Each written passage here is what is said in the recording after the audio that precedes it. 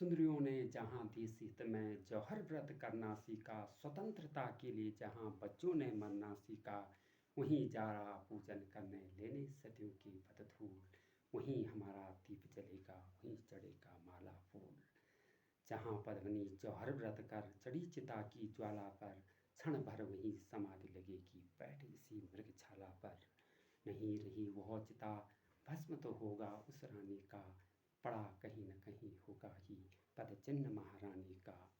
श्याम नारायण पांडे जी की ये पंक्तियाँ उजागर करती हैं उस महारानी के शौर्य को, जिसने अपने वर्चस्व के लिए राष्ट्रीय एकता को दरकिनार कर रहे देशवासियों को एकता के सूत्र में पिरोया भी और उन्हें प्रेरित भी किया।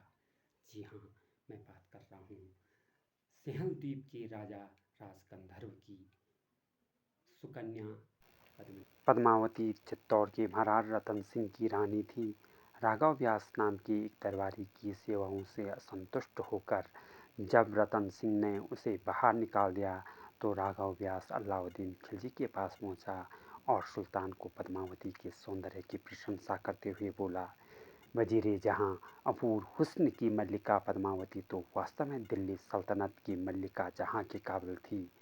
पद्मावती के सौंदर्य पर मोहित अलाउद्दीन खिलजी ने चित्तौड़ पर आक्रमण कर दिया, पर उसे असफलता हाथ लगी। उसने रानी को दर्पण में देखने की इच्छा जाहिर की। चित्तौड़ और अलाउद्दीन के बीच संधि हो जाती है और धोखे से वह रतन सिंह को कैद कर दिल्ली भेज देता है और दिल्ली से फरमान भेज दिया जाता है कि यदि पद्मनी शाही सेवा में नहीं भेजी गई तो रतन सिंह मार दी जाएंगी। राजनीति में माहिर पद्मावती असंतुष्ट सेनापति गौरा को मनाने में सफल रही और योजना के मुताबिक 700 डोलों के साथ पद्मावती की आने की सूचना दिल्ली भेज दी गई और पद्मावती को एक बार रतन सिंह से मिलने देने की गुजारिश की गई। मौका देख रतन सिंह को छुड़ाकर चित्तौड़ भेज दिया गया। भयंकर युद्ध को महान योद्धा गौरा बादल के शौर्य और बलिदान के लिए याद किया जाता है।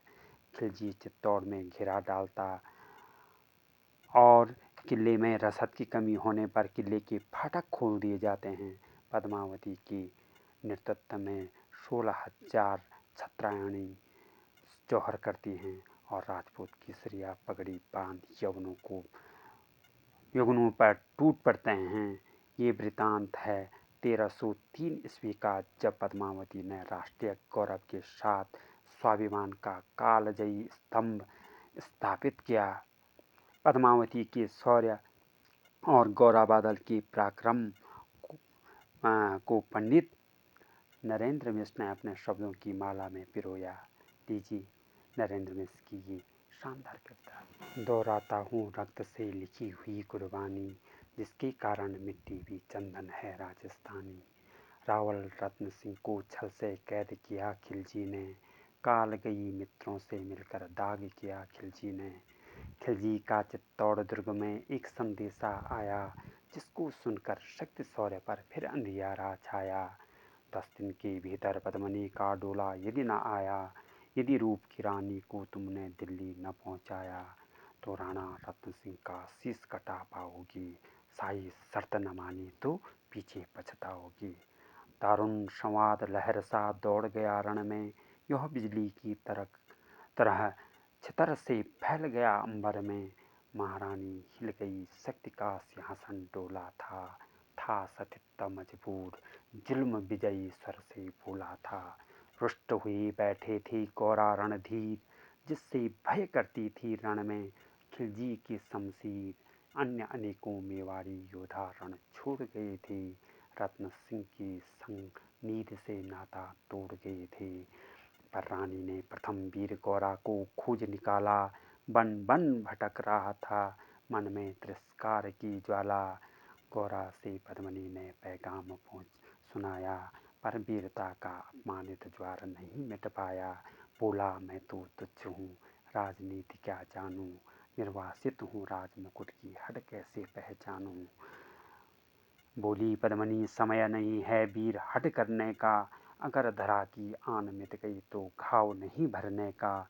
दिल्ली गई पद्मिनी तो पीछे पछताओगी, जीते जी राजपूती कुल को दाग लगा जाओगी। राणा ने जो कहा किया वो माफ करो सेनानी, यह कहकर गौरा के कदमों पर झुकी पद्मिनी रानी। यह क्या करती हो गौरा पीछे हट बोला, और राजपूती गरिमा का फिर धधक उठा था शोला। महारानी हो तुम सिसोदिया कुल की जगदम्बा हो, प्राण प्रतिष्ठा एक लिंग की ज्योति अग्निगंधा हो। जब तक गौरा के कंधों पर दुर्जय शीश रहेगा, महाकाल से भी राणा का मस्तक नहीं कटेगा। तुम निश्चिंत रहो महलों में देखो समर भवानी, और खिलजी देखेगा केसरिया तलवारों का पानी। राणा के सकुशल आने तक गौरा नहीं मरेगा, एक पहर तक सर कटने पर धड़ युद्ध करेगा। एक लिंग की शपथ राणा वापस आएंगे, महाकाल की घोर प्रवंजन भी न रोक पाएंगे। शब्द शब्द मेवाड़ी सेनापति का था तूफानी, शंकर के डमरू में जैसे जागेगी वीर भवानी। जिसके कारण मिट्टी भी चंदन है राजस्थानी, दोहराता हूँ सुनो रक्त से लिखी हुई कुर्बानी। मृत्यु तो वह को तो सत्य है, फिर भी मृत्यु का भय बड़ा घातक